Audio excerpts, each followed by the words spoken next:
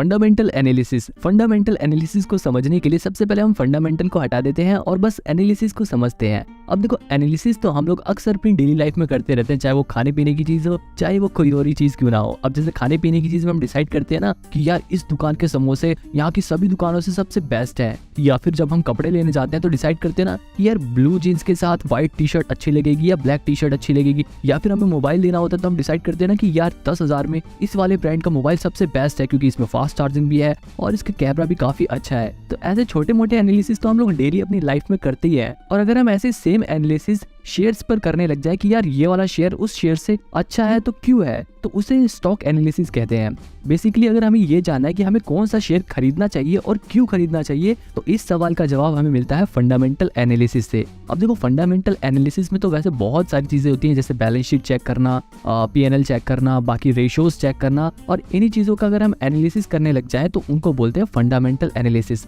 आप इन्वेस्टमेंट करने के लिए जो भी ऐप यूज करते हैं उसमें आप किसी भी शेयर के नीचे ये छोटा सा पोर्शन देखते हैं ना, इनमें जो ये रेशियोज दी हुई हैं, इनमें जो ये पॉइंट्स दिए हुए हैं, अगर हम इन्हीं को एनालाइज करने लग जाएं तो उसी को बोलते हैं फंडामेंटल एनालिसिस। अब ऐसा नहीं है कि देखो फंडामेंटल एनालिसिस सिर्फ वही कर सकता है जो पढ़ा लिखा हो। फंडामेंटल एनालिसिस करने के लिए बस आपको इसका कॉन्सेप्ट क्लियर होना चाहिए, आपको ये पता होना चाहिए कि हमें किस चीज को देखना है। अब देखो, फंडामेंटल एनालिसिस में जैसे यहाँ पे पी रेशियो दे रखा है, हमें बस ये जानना है कि कौन सा पी रेशियो बेस्ट होता है। अगर आपको ये पता चल गया तो आप जैसे ही किसी भी शेयर का वो पी रेशियो देखोगे, आप फटाक से उस कंपनी के शेयर को चूज कर सकते हो।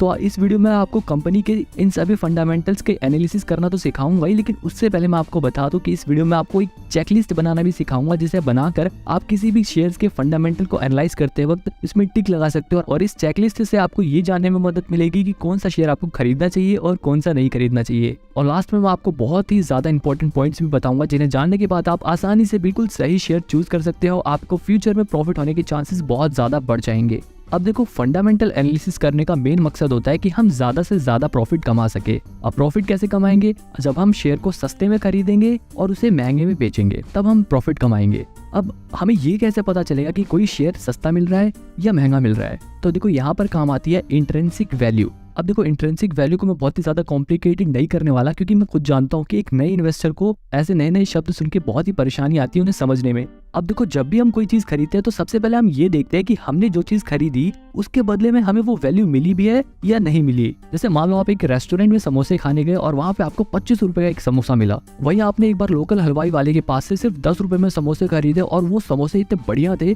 कि आपको लगा कि यार अगर वो समोसे के बदले 20 रुपए भी ले लेता ना, तब भी उसकी वैल्यू ज्यादा होती। अब यहाँ पर देखो, आपने उसके प्राइस के बदले उसकी वैल्यू को कंपेयर किया और उसे एक फेयर वैल्यू दी। ऐसे ही एक रियल एस्टेट का एग्जांपल है। मान लो 2 प्रॉपर्टीज हैं और दोनों का प्राइस 1-1 करोड़ रुपए है, लेकिन जो पहली वाली प्रॉपर्टी है उसकी लोकेशन ऐसी जगह पर है जहाँ पर ही पास में स्कूल है, हॉस्पिटल है, मेट्रो स्टेशन है, पार्क है। लेकिन जो दूसरी प्रॉपर्टी है उसके पास में ना ही अच्छा स्कूल है, ना ही मेट्रो स्टेशन है, हालांकि वहाँ पे एक मॉल है। अब यहाँ पर अगर हम वैल्यू को कंपेयर करें तो पहली वाली प्रॉपर्टी के पास ज्यादा वैल्यू मिल रही थी, उसके प्राइस के हिसाब से उसकी जो वैल्यू है वो मैच कर रही है। लेकिन जो दूसरी प्रॉपर्टी है उसका प्राइस भी 1 करोड़ है, लेकिन उसकी जो वैल्यू है वो उसके प्राइस के हिसाब से काफी कम है। ऐसे ही बिल्कुल शेयर्स के साथ भी होता है। मान लो 2 शेयर्स हैं और दोनों की जो फेयर वैल्यू है वो 100 रुपए है, और जो पहले वाला शेयर है वो 100 रुपए का ही मिल रहा है, लेकिन जो दूसरा वाला शेयर है वो 150 रुपए का मिल रहा है, क्योंकि मार्केट उसको ज्यादा भाव दे रही है। हालांकि दोनों की फेयर वैल्यू 100 रुपए है, लेकिन जो दूसरा शेयर है वो ओवर वैल्यूड है, उसका भाव काफी ज्यादा है। तो ऐसे सिचुएशन में आप कौन सा शेयर खरीदोगे? एक ओवर वैल्यूड शेयर खरीदोगे या एक शेयर जो अपनी फेयर वैल्यू पे है? ऑब्वियसली जो शेयर अपनी फेयर वैल्यू पे है आप वही शेयर खरीदोगे। तो इंट्रिंसिक वैल्यू यही जानने में हेल्प करती है कि कौन सा शेयर फेयर वैल्यू पे है और कौन सा शेयर ओवर वैल्यूड पे है। इंट्रिंसिक वैल्यू हमें ये बताने में हेल्प करती है कि कौन सा शेयर हमें सस्ते दाम पे मिल रहा है, कौन सा महंगे दाम पर मिल रहा है। अब ये इंट्रिंसिक वैल्यू चेक कैसे करते हैं, सवाल ये उठता है। तो देखो, इंट्रिंसिक वैल्यू चेक करना बहुत ही आसान है। आप किसी भी शेयर की वैल्यू एक क्लिक में चेक कर सकते हो। मैं आपको वीडियो के लास्ट में बताऊंगा कि इंट्रिंसिक वैल्यू कैसे चेक करते हैं, बिल्कुल आसान है। लेकिन उससे पहले हम बाकी जरूरी चीजों को भी जान लेते हैं। अब देखो, फंडामेंटल एनालिसिस में जो दूसरी चीज आती है वो होती है मार्केट कैप। अब मार्केट कैप का मतलब क्या होता है? अब देखो, सबसे सरल भाषा में बताऊं तो यहाँ पे देखो, मार्केट कैप जो लिखा हुआ है ना, इसका मतलब ये है कि अगर आपको ये पूरी कंपनी खरीदनी है तो आपको कितने रुपए देने होंगे। यहाँ पे जैसे मैं SBI का आपको दिखाता हूँ, तो अगर आपको SBI बैंक खरीदना है तो आपको उसके लिए लगभग 5,32,532 करोड़ रुपए देने पड़ेंगे। तो ये मार्केट कैप हमें यही जानने में हेल्प करता है कि कंपनी कितनी बड़ी है, क्योंकि कंपनी के साइज से हमें बहुत सी चीजें पता चलती हैं। जैसे अगर कंपनी बड़ी है, वो कंपनी पहले से ही वेल एस्टेब्लिश्ड है, तो इसका मतलब उसमें रिस्क कम होगा। लेकिन अगर एक कंपनी छोटी है, अभी ग्रो कर रही है, तो उसमें रिस्क ज्यादा इन्वॉल्व होगा। इसके बाद आता है पी रेशो। अब पी रेशो को समझने से पहले हमें ईपीएस समझना होगा, अर्निंग पर शेयर समझना होगा। अर्निंग पर शेयर का मतलब होता है कि एक शेयर पर कंपनी को कितनी कमाई हुई है। इसे निकालने के लिए क्या करते हैं, कंपनी की जितनी भी कमाई हुई है उसे डिवाइड कर देते हैं कंपनी के जितने भी नंबर ऑफ शेयर्स हैं। यहाँ पर अर्निंग को नंबर ऑफ शेयर से डिवाइड कर दिया तो यहाँ पर अर्निंग पर शेयर निकल जाएगी। जैसे रिलायंस इंडस्ट्रीज का अर्निंग पर शेयर कितना है, 98.38 रुपए, यानी कि लगभग 98 रुपए पर शेयर रिलायंस इंडस्ट्रीज ने कमा के दिए हैं। पी रेशो का मतलब क्या था, पी रेशो का मतलब ये था प्राइस अपॉन में अर्निंग। अब यहाँ पे प्राइस कितना है, जैसे यहाँ पे लगभग प्राइस है 2500 रुपए, 2480 रुपए लगभग प्राइस है। उसको अगर हम डिवाइड कर देंगे अर्निंग पर शेयर से तो हमारा पी रेशो निकल जाएगा। जैसे यहाँ पर पी रेशो दिया हुआ है 25.68। पी रेशो किस काम आता है, मेन बात तो यही है। कैसे निकलता है उससे हमें उतना मतलब नहीं है, लेकिन मेन बात तो यही है कि आखिर इसे देखकर क्या पता लगाया जाता है। तो देखो पी रेशो देखकर हमें साफ सीधी बात है ये पता लगाया जाता है कि किस कंपनी में हमें कितने रुपए लगाएंगे तो कितने रुपए का प्रॉफिट होगा। जैसे रिलायंस में अगर आप लगभग 25 रुपए लगाओगे तो आपको 1 रुपए की कमाई होगी। तो मतलब बिल्कुल साफ है कि पी रेशो को देखकर हमें यह पता चल जाएगा कि किसी भी कंपनी में हमें 1 रुपए कमाने के लिए कितने रुपए लगाने पड़ेंगे। अब जब भी हमें पी रेशो देखना है तो हमें ये खुद से सवाल पूछना है कि क्या हम एक ऐसी कंपनी में पैसे लगाएं जहां पर हमें 25 रुपए देकर साल का 1 रुपए कमाएंगे, या एक ऐसी कंपनी में पैसे लगाएं जहां पर हम 10 रुपए देकर साल का 1 रुपए कमाएं, क्योंकि पैसे तो हमारे पास लिमिटेड है। अब देखो कौन सा पी रेशो अच्छा होता है। अब यहाँ पे तो 25 का दिया हुआ है, तो हमें ये कैसा पता चलेगा कि कौन सा पी रेशो अच्छा है और कौन सा बेकार। पी रेशो जितना कम हो उतना अच्छा माना जाता है। अगर पी रेशो वैसे 20 से कम हो तो उसे अच्छा माना जाता है, लेकिन अगर 1, 2, 3 हो तो वो सबसे बेस्ट होते हैं, क्योंकि 1 का पी रेशो का मतलब होता है कि आपको सिर्फ 1 रुपए लगाने पर 1 रुपए की कमाई होगी साल में। जैसे मैं यहाँ पे आपको टाटा स्टील का शेयर दिखाता हूँ और यहाँ पे आप टाटा स्टील में देखो तो उसका पी रेशो लगभग 5 रुपए का है। वही रिलायंस इंडस्ट्रीज का जो पी रेशो लगभग 25 रुपए का था। अब आप ये खुद से डिसाइड करो कि आप ऐसी जगह पर पैसे लगाओगे जहां पर आपको 25 रुपए लगाने पर साल में 1 रुपए की कमाई हो, या आप एक ऐसी कंपनी में पैसे लगाओगे जहां पर आपको 5 रुपए लगाने पर साल में 1 रुपए की कमाई हो। ऐसे सवाल आपको खुद से पूछने हैं। तो पी रेशो आपको यही जानने में हेल्प करेगा कि आप कहां पर कम पैसे लगाकर भी ज्यादा मुनाफा कमा सकते हो। लेकिन देखो कई बार क्या होता है कि पी रेशो ज्यादा भी होता है लेकिन तब भी वो शेयर फायदेमंद होता है। अब कुछ इंडस्ट्रीज ऐसी होती है जिनका पी रेशो पहले से ही हाई रहता है, तो क्या हम उन कंपनी के शेयर को नहीं खरीदेंगे? इसीलिए सिर्फ हम पी रेशो को देखकर हम शेयर नहीं खरीदते। कई बार हम पी रेशो को देखने से पहले हम सबसे पहले इंडस्ट्री के पी रेशो को चेक करते हैं। अब देखो यहाँ पर मैं आपको अडानी पावर का पी रेशो दिखाता हूँ। वैसे तो देखो 1-2 का पी रेशो बेस्ट होता है, लेकिन अडानी पावर का पी रेशो लगभग 10.5 रुपए का है। तो क्या ये शेयर बेकार है? ये जज करने से पहले हमें उसके इंडस्ट्री पी रेशो को देखना होगा, क्योंकि देखो यहाँ पे उसका इंडस्ट्री पी रेशो ही 17.5 रुपए का है। यानी कि जो ऐसी कंपनियां हैं जो पावर जनरेट करती हैं उस इंडस्ट्री की कंपनी के पी रेशो ऑलरेडी हाई रहता है। लेकिन यहाँ पर हम देख रहे हैं कि 17.5 का पी रेशो होता है, लेकिन इस कंपनी का पी रेशो तो सिर्फ 10.5 का है। यानी कि इस इंडस्ट्री के मुकाबले इस शेयर का पी रेशो काफी अच्छा है। आई थिंक अब आपको पी रेशो क्लियर हो गया होगा। इसके अलावा एक होता है पीबी रेशो। अब पीबी रेशो को समझने से पहले हम बुक वैल्यू को समझते हैं, क्योंकि पीबी रेशो उसी से रिलेटेड है। तो बुक वैल्यू का मतलब होता है कि अगर मान लो आज ही के दिन ये कंपनी बंद हो जाए तो आपको एक शेयर के बदले कितने रुपए मिलेंगे, ये डिपेंड करता है बुक वैल्यू पर। जैसे मैं आपको वापस एसबीआई का ही शेयर दिखाता हूँ, तो यहाँ पर आप देखो एसबीआई का जो शेयर प्राइस है वो लगभग 590 रुपए के आसपास है। अब उसकी जो बुक वैल्यू है वो 373 रुपए के आसपास है, यानी 373 रुपए के आसपास है। इसका मतलब ये है कि अगर आज ही के दिन एसबीआई बैंक बंद हो जाए तो आपको एक शेयर पर 373 रुपए मिलेंगे। तो बुक वैल्यू का मतलब ये था। और इस पीबी रेशियो का मतलब क्या था? इस पीबी रेशियो का मतलब था price divided upon book value. यहाँ पे जैसे प्राइस लगभग 592 रुपए है और उसकी जो बुक वैल्यू है वो लगभग 373 रुपए है। तो अगर हम इसको डिवाइड कर देंगे तो हमारी जो पीबी रेशियो है वो निकल जाएगी 1.74 की। तो सिंपल सी बात है, यहाँ पर पीबी रेशियो को देखकर आपको ये पता चलता है कि आपको लगभग 1.74 रुपए अगर आपने लगाए हैं तो उसके बदले आपको 1 रुपए मिलेंगे अगर ये कंपनी आज के दिन ही बंद हो जाती है। यहाँ पर हम रिलायंस का एग्जांपल लेते हैं। यहाँ पर देखो रिलायंस इंडस्ट्रीज का जो शेयर प्राइस है वो लगभग 2480 रुपए है और उसकी जो बुक वैल्यू है वो लगभग 1200 रुपए है। इसका मतलब ये है कि अगर रिलायंस इंडस्ट्रीज आज के दिन ही बंद हो जाती है तो आपको एक शेयर पर लगभग 1200 रुपए मिलेंगे। बुक वैल्यू का मतलब हमें आज ही के दिन अगर कंपनी बंद होती है तो कितने रुपए मिलेंगे। और पीबी रेशियो का मतलब था प्राइस अपॉन में बुक वैल्यू। जैसे कि यहाँ पर रिलायंस का जो प्राइस था वो लगभग 2500 रुपए का था और उसकी जो बुक वैल्यू है वो लगभग 1200 रुपए की है। तो इन दोनों को डिवाइड करेंगे तो यहाँ पर इसका पीबी रेशियो निकलता है 2.19। यानी कि अगर आज ही रिलायंस इंडस्ट्रीज बंद हो जाती है तो आपको 2 रुपए पर 1 रुपए आपको मिल जाएंगे। आई थिंक अब आपको पीबी रेशियो समझ आ चुका होगा। लेकिन कौन सा पीवी रेशो अच्छा होता है ये हमें कैसे पता चलेगा? तो देखो, जितना पीवी रेशो कम हो उतना ही बेटर है। 1 का 2 का पीवी रेशो सबसे बेस्ट होता है। इसके बाद आता है debt to equity. Debt to equity ratio भी बहुत ही इंपॉर्टेंट होता है, क्योंकि इसे भी देखकर हम कंपनी के बारे में काफी कुछ पता लगा सकते हैं। देखो, डेटर वो होते हैं जो कंपनी को उधार देते हैं ब्याज के बदले में, और इक्विटी वो होती है जो कंपनी को ओनरशिप के बदले में पैसा देते हैं। इक्विटी होल्डर कंपनी के मालिक होते हैं और डेटर्स जो होते हैं वो कंपनी के कर्जदार होते हैं। अब यहाँ पर खुद ही लॉजिक लगाओ, अगर कंपनी के डेटर्स ज्यादा हो जाए, यानी कि अगर कंपनी ने ज्यादा लोगों से उधार ले रखा है, तो वो भी कंपनी के लिए अच्छा नहीं है। अगर कंपनी के बहुत सारे मालिक ही हो जाए तब भी वो भी कंपनी के लिए अच्छा नहीं है। तो डेट टू इक्विटी जो रेशियो होता है वो एक बैलेंस रेशियो होना चाहिए, और इसी चीज का पता हम डेट टू इक्विटी रेशियो को देखकर लगाएंगे। अब जैसे यहाँ पर हम रिलायंस इंडस्ट्रीज के शेयर को देखें तो यहाँ पर इसका डेट टू इक्विटी रेशियो दिया हुआ है 0.40, डेट ऊपर और इक्विटी नीचे। अब जैसे मैं यहाँ पर वापस SBI का एग्जांपल लेता हूँ, और यहाँ पर हम देखो डेट टू इक्विटी रेशियो को देखें तो 1.55 लिखा है। इसका मतलब ये है कि लगभग 1 रुपए की इक्विटी पर लगभग 1.5 रुपए का कर्ज SBI बैंक ने ले रखा है। कर्ज जितना ज्यादा होगा कंपनी के लिए उतना ही बेकार है, क्योंकि अगर कर्ज ज्यादा होगा तो कंपनी को ज्यादा ब्याज चुकाना पड़ेगा, ज्यादा इंटरेस्ट देना पड़ेगा, जो कंपनी की ओवरऑल ग्रोथ में परेशानी का कारण बन सकती है। तो कौन सा debt to equity ratio best होता है? अब देखो, सिंपल सी बात है, जितना डेट टू इक्विटी रेशियो कम हो उतना बेस्ट है। जैसे यहाँ पर रिलायंस इंडस्ट्रीज का अगर आप डेट टू इक्विटी रेशियो देखो तो यहाँ पर उसका डेट टू इक्विटी रेशियो सिर्फ 0.40 का है, मतलब कि कंपनी के पास 1 रुपए की इक्विटी पर सिर्फ 0.40 का कर्जा ले रखा है। इससे ये भी पता चलता है कि कंपनी फ्यूचर में और कर्जा भी ले सकती है। अब मतलब साफ है कि जितना डेट टू इक्विटी रेशियो कम हो उतना बेटर है। लेकिन कई बार क्या होता है कि डेट टू इक्विटी रेशियो अगर ज्यादा हो तो उसे भी अच्छा साइन माना जाता है। कई बार इन्वेस्टर्स को ऐसा भी लगता है कि कंपनी का अगर डेट टू इक्विटी रेशियो ज्यादा है तो कंपनी में कुछ तो दम होगा, तभी तो डेटर्स ने पैसा दिया है। कई बार ज्यादा डेट टू इक्विटी रेशियो को भी लोग पॉजिटिव साइन की तरह देखते हैं। लेकिन सिंपल सी बात है, हम जैसे आम और छोटे इन्वेस्टर को ज्यादा दिमाग नहीं लगाना, हमें सिर्फ ये देखना है कि डेट टू इक्विटी रेशियो कम है तो बेस्ट है। अब देखो, इसके अलावा एक और इम्पोर्टेंट चीज होती है डिविडेंड। अब जैसे यहाँ पर आपने देखा होगा डिविडेंड यील्ड नाम से एक परसेंटेज दी है 0.32 की।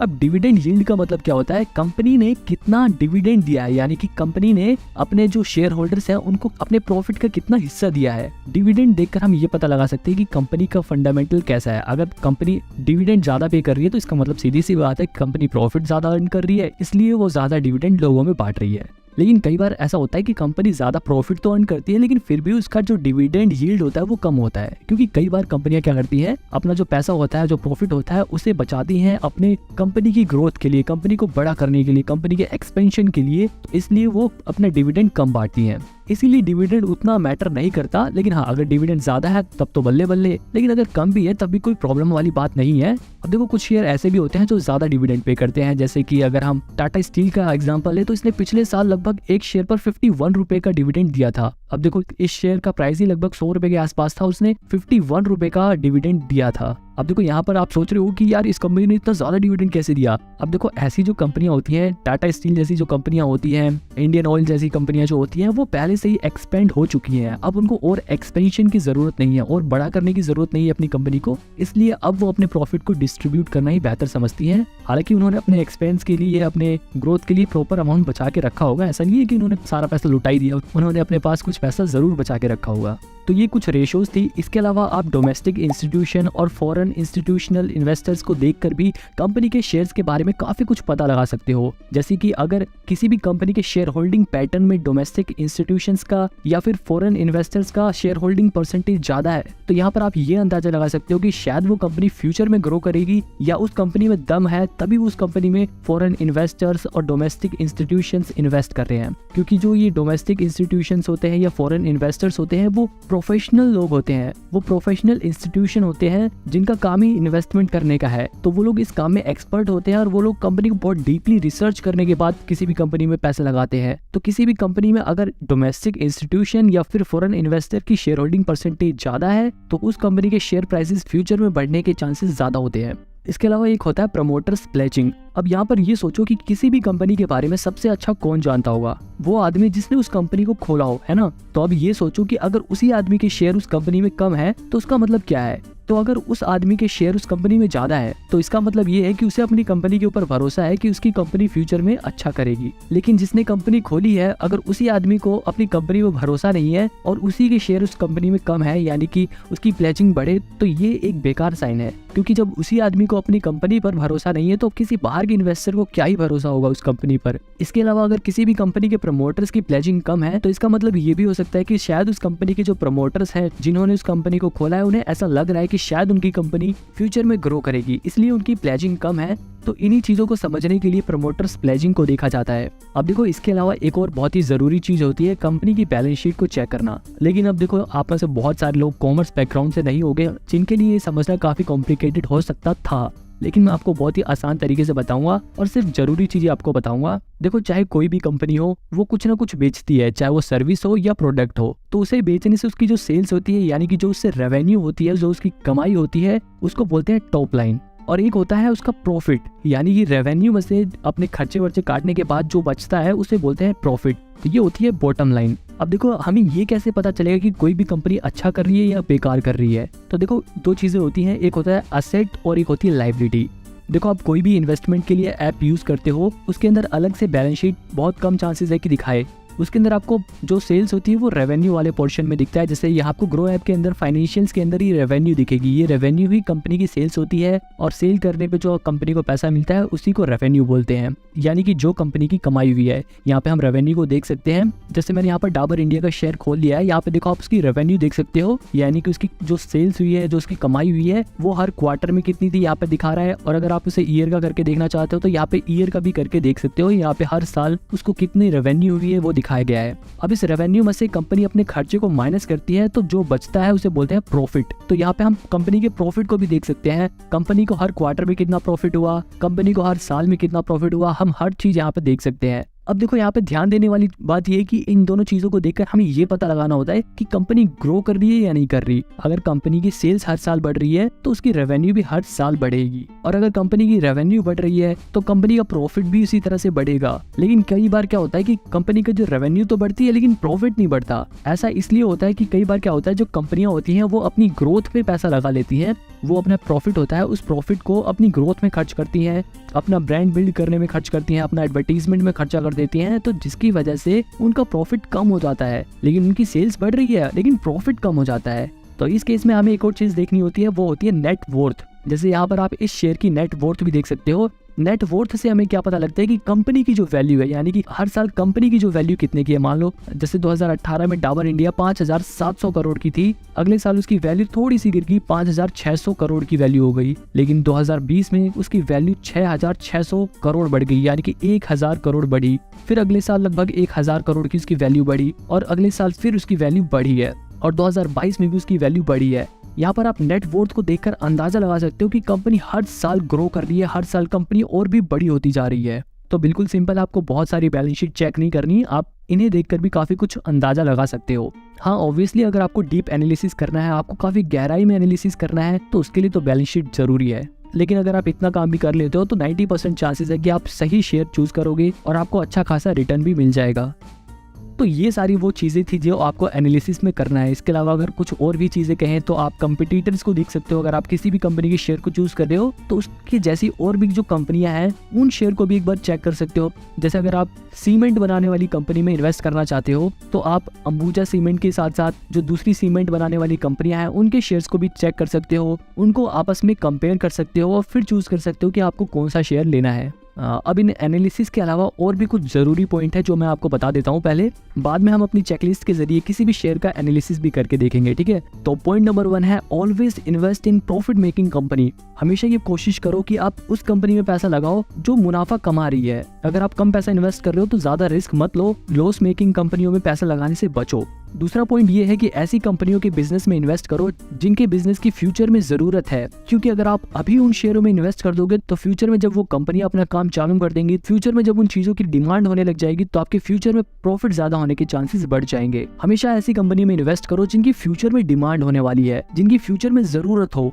अब ये आपको खुद से पता लगाना है। जैसे एग्जांपल के तौर पर एक कंपनी है कोल इंडिया, जो कि फंडामेंटली ठीक ठाक है। अब कोल इंडिया क्या करती है, वो कोयला निकालती है। अभी के हिसाब से तो वो कंपनी ठीक है, लेकिन फ्यूचर के प्रोस्पेक्टिव से ये कंपनी बेकार है, क्योंकि फ्यूचर में कोयले को एनर्जी के सोर्स की तरह कम इस्तेमाल किया जाएगा। इसकी जगह इस्तेमाल की जाएगी ग्रीन एनर्जी। तो आपको ऐसे शेयर पे फोकस करना है जो ग्रीन एनर्जी प्रोड्यूस करने में लगे हुए हैं। और जैसे कि आप अडानी ग्रीन के शेयर का एग्जांपल ले सकते हो। इस शेयर का प्राइस इतना ज्यादा क्यों बढ़ रहा है, क्योंकि इस कंपनी की फ्यूचर में डिमांड होने वाली है, इसीलिए इस कंपनी का प्राइस बढ़ रखा है। ऐसे ही आपने सुना होगा कि टेस्ला का भी शेयर प्राइस काफी ज्यादा हाई है, क्योंकि ऐसी चीजों की नीड फ्यूचर में है, इसीलिए ऐसे शेयर्स का प्राइस बढ़ रखा है। तो हमेशा ऐसी कंपनी में इन्वेस्ट करो जिसकी जरूरत फ्यूचर में हो। तीसरा पॉइंट ये है कि आप ऐसी कंपनियों में भी इन्वेस्ट कर सकते हो जिनकी मोनोपोली है, जैसे कि IRCTC। ये हमारी इंडियन रेलवे ही है। अब इंडिया में तो सिर्फ इंडियन रेलवे IRCTC ही कंट्रोल करती है। अब देखो, इंडियन रेलवे का तो इंडिया में और कोई कंपटीटर है ही नहीं, यानी कि इंडियन रेलवे की इस सेक्टर में मोनोपोली है, जो कि इन्वेस्टर्स के लिए बहुत ही अच्छी बात है। पॉइंट नंबर 4 भी इसी से मिलता जुलता है। ऐसी कंपनियों में इन्वेस्ट करने से बचो जिनके कॉम्पिटिटर बहुत ही तगड़े हैं। किसी भी कंपनी के जितने कम कॉम्पिटिटर हो उतना बढ़िया है। पॉइंट नंबर 5 है growth in profit and wealth. आप कभी भी किसी कंपनी के शेयर खरीदने से पहले ये देखो कि क्या वो कंपनी प्रॉफिट कमा रही है, और अगर वो कंपनी प्रॉफिट कमा रही है तो क्या उस कंपनी का प्रॉफिट धीरे धीरे हर साल बढ़ रहा है या नहीं बढ़ रहा, क्या उस कंपनी की वेल्थ धीरे धीरे बढ़ रही है या नहीं बढ़ रही, क्या वो कंपनी ग्रो कर रही है। इन्हीं चीजों को देखकर आपको ये पता चलेगा कि क्या वो कंपनी समय के साथ साथ बड़ी हो रही है या नहीं हो रही। पॉइंट नंबर 6 है पीयर कंपैरिजन। शेयर खरीदने से पहले आप पीयर कंपैरिजन करो। पीयर कंपैरिजन का मतलब है, सपोज करो एक सीमेंट बनाने वाली कंपनी है। अब ये देखो बाकी जो सीमेंट बनाने वाली कंपनियां हैं उनका प्राइस क्या है, क्या बाकी जो कंपनी है वो भी फंडामेंटली स्ट्रॉन्ग है या नहीं है, और फिर उन सभी एक जैसी कंपनियों को आपस में कंपेयर करने के बाद उनमें से बेस्ट चुनो। इसके अलावा पॉइंट नंबर 7 है एक्सेस टू न्यूज। हमेशा आपके पास लेटेस्ट न्यूज होनी चाहिए, क्योंकि न्यूज के जरिए हम अवेयर रहते हैं, और अगर हम अवेयर रहते हैं तो हम अपने रिस्क को कम कर सकते हैं और आने वाली अपॉर्चुनिटी का फायदा उठा सकते हैं। जैसे अडानी के शेयर्स गिरने वाले थे, जिन्होंने न्यूज देखी और वो अवेयर हो गए, वो पहले से ही उन्होंने अपने शेयर बेच दिए, जिसकी वजह से उनको लॉस कम हुआ। इसके अलावा एक आखिरी पॉइंट और है जो वैसे तो बहुत मामूली सा है, लेकिन ये बहुत ही इंपॉर्टेंट है। आपकी अपनी रिस्क कैपेसिटी क्या है। आप अपने आप को देखो कि आप कैसे इन्वेस्टर हो, क्या आप रिस्क उठा सकते हो या नहीं उठा सकते। अगर आप रिस्क नहीं लेना चाहते तो आप लार्ज कैप कंपनीज में इन्वेस्ट कर सकते हो, जहाँ पे रिस्क कम होता है, हालांकि प्रॉफिट भी थोड़ा कम होता है, लेकिन रिस्क बिल्कुल कम रहता है। तो अपने आप को पहचानो कि आप कैसे इन्वेस्टर हो, क्या आप एक रिस्क टेकर हो या नहीं हो। तो ये कुछ जरूरी पॉइंट्स थे जो आपको शेयर्स खरीदने में काफी हेल्प करेंगे। तो जैसा कि मैंने आपको वीडियो में बताया था कि अब हम एक चेकलिस्ट बनाना सीखेंगे, जिससे आपको शेयर को चूज करने में काफी मदद मिलेगी। तो ये चेकलिस्ट बनानी कैसे है ये मैं आपको बताता हूँ। आप कोई भी एक पेपर लो और जैसा मैं वीडियो में दिखा रहा हूँ आप वैसा वैसा कॉलम बनाते जाओ। तो एक बढ़िया चेकलिस्ट में आपको क्या करना है, सबसे ऊपर एक कॉलम बनाना है इंट्रिंसिक वैल्यू का, जिसमें आप शेयर की इंट्रिंसिक वैल्यू को कंपेयर करके टिक लगाओगे। अब ये कैसे करना है मैं आपको बताऊंगा, ये बड़ा ही आसान है, बिल्कुल टेंशन लेने की जरूरत नहीं है। दूसरा कॉलम बनाना है पी रेशो का। पी रेशो को मैंने जैसे बताया था कि जितना कम पी रेशो हो उतना बढ़िया है, लेकिन ये ध्यान रखना कि पी रेशो नेगेटिव में ना हो, क्योंकि नेगेटिव का मतलब होता है कि वो कंपनी लॉस में है। पी रेशो जितना कम हो, 1 का हो, 2 का हो तो बढ़िया है। इसके अलावा तीसरा कॉलम बनाना है हमें पीबी रेशो का। पीबी रेशो भी अगर 1 और 2 से कम है तो आपके लिए बेस्ट रहेगा। इसके अलावा फोर्थ कॉलम बनाना है आपको डेट टू इक्विटी रेशो का, जिसमें हम शेयर्स की डेट टू इक्विटी रेशो को चेक करेंगे। अब डेट टू इक्विटी रेशो में आपको क्या देखना है कि कंपनी के जो डेट टू इक्विटी रेशो है वो 1 या 2 से कम होनी चाहिए। मतलब जितना भी कंपनी ने इक्विटी होल्डर से पैसा ले रखा है उतना ही कंपनी डेटर से भी पैसा ले सकती है या उससे डबल ले सकती है, लेकिन अगर डबल से ज्यादा पैसे अगर डेटर से ले रखे हैं तो आपको ऐसी कंपनियों से बचना है, ठीक है। अब कॉलम नंबर 5 रहेगा हमारा शेयर होल्डिंग पैटर्न। इसमें हमें ये देखना है कि क्या कंपनी के प्रमोटर्स के पास, फॉरेन इंस्टीट्यूशंस के पास, डोमेस्टिक इंस्टीट्यूशंस के पास ज्यादा से ज्यादा शेयर्स का हिस्सा है या नहीं है। मतलब जितना ज्यादा इनका शेयर होल्डिंग पैटर्न रहेगा उतना ही आपके लिए बढ़िया है। 6th कॉलम हमारा रहेगा रेवेन्यू का, जिसमें हम ये देखेंगे कि क्या कंपनी प्रॉफिट कमा रही है, और अगर प्रॉफिट कमा रही है तो क्या उसका प्रॉफिट हर साल धीरे धीरे बढ़ रहा है या नहीं बढ़ रहा। ये कुछ मेन कॉलम थे। इसके अलावा अगर आप अपने हिसाब से भी कुछ कॉलम ऐड करना चाहो तो आप उसे ऐड कर सकते हो। इसके अलावा आप सबसे नीचे एक पर्सनल व्यू का कॉलम बना सकते हो, जिसमें आप ये लिख सकते हो कि आप उस कंपनी के शेयर के बारे में क्या फील करते हो, आपका क्या मानना है, आपकी क्या गट फीलिंग है कि क्या वो कंपनी फ्यूचर में अच्छा करेगी या नहीं करेगी। आप इस कॉलम में अपनी राय दे सकते हो। तो इस तरह से आप अपनी चेकलिस्ट बना सकते हो। ये चेकलिस्ट मैंने अपने पर्सनल एक्सपीरियंस से आपको बनानी सिखाई है, ताकि आपको शेयर चूज करने में आसानी हो। ये कोई कंपलसरी नहीं है। आप जब धीरे धीरे फंडामेंटल एनालिसिस में प्रो हो जाओगे तो आपको ऐसी चेकलिस्ट बनाने की जरूरत भी नहीं है। आप अपने दिमाग में इन चीजों को देखकर शेयर को चूज करना सीख जाओगे। ये मैं सिर्फ आपको एक आइडिया देने के लिए दिखा रहा हूँ, ताकि आपको शेयर चूज करना आ जाए। अब चलो हम लाइव किसी शेयर को अपनी चेकलिस्ट में एनालाइज करना सीखते हैं। तो अब मैं आपको एक शेयर का लाइव फंडामेंटल एनालिसिस करके दिखाऊंगा अपनी चेकलिस्ट के जरिए। यहाँ पे मैं टाटा स्टील का शेयर लेने की सोच रहा हूँ, तो अब मैं कैसे इसको फंडामेंटली एनालाइज करूंगा अपनी चेकलिस्ट के जरिए। ये देखो, यहाँ पे देखो जो टाटा स्टील का शेयर प्राइस है वो 108 रुपये है। अब मेरे को इसकी इंट्रिंसिक वैल्यू पता लगानी है ताकि मुझे ये पता चल सके कि क्या ये शेयर सस्ते में मिल रहा है या महंगे में मिल रहा है। सस्ते में मतलब अंडर वैल्यू, या फिर ये शेयर महंगा है यानी कि ओवर वैल्यूड है। तो ये चेक करने के लिए मेरे को क्या करना पड़ेगा। वैसे मैं आपको बता दूं, आप अगर इंट्रिंसिक वैल्यू चेक करोगे तो आपको बाकी जो स्कैनर्स होते हैं उसके अंदर आपको पैसे पे करने पड़ेंगे, लेकिन मैं आपको फ्री में बताता हूँ। इंट्रिंसिक वैल्यू चेक करना बिल्कुल आसान है। आप बस गूगल पे जाओ और टाटा स्टील इंट्रिंसिक वैल्यू लिखकर सर्च करो, आपको सबसे ऊपर यहाँ पे दिखा देगा। जैसे यहाँ पे देखो दिखा रहा है टाटा स्टील की इंट्रिंसिक वैल्यू 184.47 है, यानी कि उसकी इंट्रिंसिक वैल्यू 184 रुपए है। लेकिन अभी वो शेयर कितने का मिल रहा है? अभी वो शेयर मिल रहा है 108 रुपए का। करेंटली वो 108 रुपए का मिल रहा है, लेकिन उसकी इंट्रिंसिक वैल्यू 184 रुपए की है। इसका मतलब ये है कि वो अभी अंडर वैल्यूड है। वैसे उसकी कीमत होनी चाहिए थी 184 रुपए, लेकिन वो अभी मिल कितने का रहा है? वो अभी 108 रुपए का मिल रहा है, यानी कि वो अंडर वैल्यूड है। उसकी जो करंट वैल्यू होनी चाहिए थी उससे उसकी वैल्यू कम है, यानी कि वो सस्ते में मिल रहा है। तो जैसा कि मैंने आपको चेकलिस्ट बनाना सिखाया था, आप उसमें इंट्रिंसिक वैल्यू में टिक लगा सकते हो, क्योंकि ये शेयर अपनी इंट्रिंसिक वैल्यू से सस्ते में मिल रहा है, तो इसे हमें फायदा है। तो यहाँ पर अब हम इस शेयर को खरीदने के बारे में सोचेंगे, क्योंकि ये शेयर सस्ते में मिल रहा है। तो यहाँ पे हमने अपनी चेकलिस्ट में भी इंट्रिंसिक वैल्यू पे टिक लगा दिया। अब हम देखेंगे पी रेशो, आखिर इस कंपनी का पी रेशो कितना है।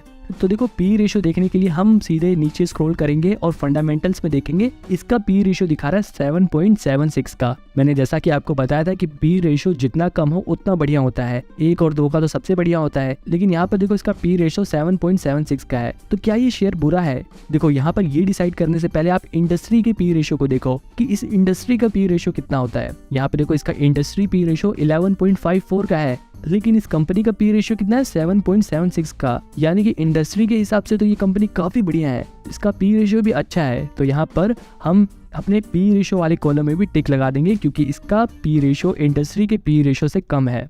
ठीक है, अगर किसी कंपनी का पी रेशियो 20 से कम होता है तो हम उस कंपनी को अच्छा ही मानते हैं। ठीक है, अब अगली चीज हमारी जो चेकलिस्ट में थी वो पीवी रेशियो थी, और पीवी रेशियो कितनी होनी चाहिए? 1 या 2 से कम ही होनी चाहिए, उससे ज्यादा नहीं होनी चाहिए। अब यहाँ पे हम टाटा स्टील का शेयर देख रहे थे, तो यहाँ पे देखो आप, उसका जो पीबी रेशियो है वो 1.14 का है। तो यहाँ पर देखो पीबी रेशियो 2 से कम का है, 1.14 का है, तो ये पीबी रेशियो काफी अच्छा है। अब देखो इसका मतलब क्या है? इसका मतलब ये है कि 1.14 रुपए अगर आप इस कंपनी में लगाते हो और ये कंपनी आज ही के दिन बंद हो जाती है, तो आपको 1.14 रुपए पे 1 रुपए आपके वापस मिल जाएंगे। तो जैसा कि मैंने आपको बताया था, पीबी रेशियो अगर 2 से कम हो तो बढ़िया होता है। ठीक है, तो अपनी चेकलिस्ट में हम इसमें भी टिक लगा देंगे। अब हमें देखना है debt to equity ratio. Debt to equity ratio भी मैंने आपको बताया था, 2 से कम होनी चाहिए, 1 की होनी चाहिए, 2 की होनी चाहिए, उससे ज्यादा नहीं होनी चाहिए। और यहाँ पे अगर हम टाटा स्टील के डेट टू इक्विटी रेशियो देखें तो इसकी 0.81 है, यानी कि 1 से भी कम है। तो ये काफी अच्छा शेयर है, क्योंकि इसने डेट कम ले रखा है, इसने उधारी कम ले रखी है, और हम अपनी चेकलिस्ट में डेट टू इक्विटी रेशियो में भी टिक लगा लेंगे।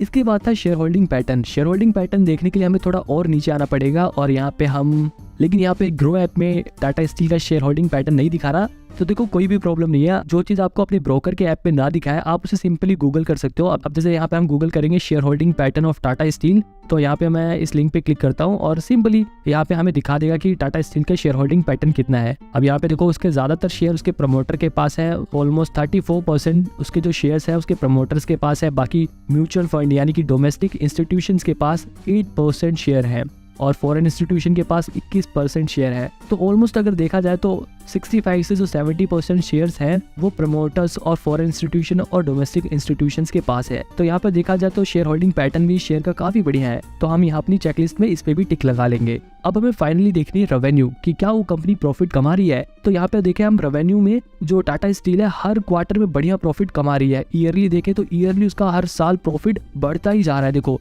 जैसा कि मैंने आपको कहा था, हमें देखना है कि प्रॉफिट बढ़ रहा है या नहीं बढ़ रहा। तो रेवेन्यू देखो बढ़ रहा है, हर साल बढ़ ही रहा है रेवेन्यू। यहाँ पे अगर हम प्रॉफिट पे करके देखेंगे तो प्रॉफिट भी उसका हर साल बढ़ ही रहा है। नेट वर्थ, अब हम यहाँ पे नेट वर्थ देखेंगे तो नेट वर्थ भी बढ़ रही है, यानी कि हर साल कंपनी भी बड़ी हो रही है। तो ये भी एक बहुत ही बढ़िया साइन है। तो ये शेयर हमारे इस टेस्ट में भी पास होता है। तो ओवरऑल देखा जाए तो टाटा स्टील इन सभी चेकलिस्ट के टेस्ट को पास करता है। अब फाइनली आपका पर्सनल व्यू क्या है? आपको ये कंपनी कैसी लगती है? क्या इस शेयर का प्राइस आपके लिए सुइटेबल है या नहीं है? ये सब आप यहाँ पे अपने पर्सनल व्यू में लिख सकते हो और फिर उसके बाद ये डिसाइड कर सकते हो कि आपको ये शेयर खरीदना चाहिए या नहीं खरीदना चाहिए। यहाँ पे मैं आपको ये बिल्कुल क्लियर कर देता हूँ कि ये कोई स्टॉक परचेजिंग रिकमेंडेशन नहीं है। मैं यहाँ पे आपको ये नहीं कह रहा कि आप टाटा स्टील का शेयर खरीदो। मेरा यहाँ पे मकसद सिर्फ यही था कि आपको फंडामेंटल एनालिसिस करना सिखाऊं। आप इतने कैपेबल हो जाओ कि किसी भी कंपनी के शेयर को कैसे खरीदते हैं, कैसे चूज करते हैं, कैसे ये पता लगाते हैं कि ये कंपनी का शेयर बढ़िया है या नहीं है, आपको ये पता आ जाए। आपको यही चीजें सिखाने के लिए आपसे लोग कोर्स के नाम पर